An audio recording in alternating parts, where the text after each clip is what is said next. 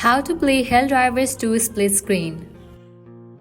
Welcome back to our channel. Today we are diving into the world of Helldivers 2 and tackling a burning question: how to play split screen. Stick around as we unravel the mystery behind this highly anticipated feature.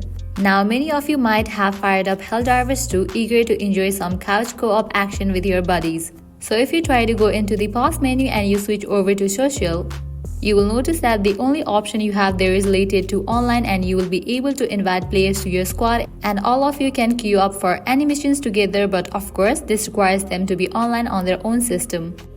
So let's switch over to options. You will be able to browse through gameplay options, display option, graphic, audio HUD, etc. The only option that is relevant to the actual game is going to be the gameplay category, but like I said, there's nothing here related to couch co-op or split screen. At the moment, Helldivers 2 does not support split screen or couch co-op gameplay. I know it's a bummer. You might have been rummaged through the game's menu options hoping to uncover a hidden setting for a split screen. But right now, there is no luck to be found there either.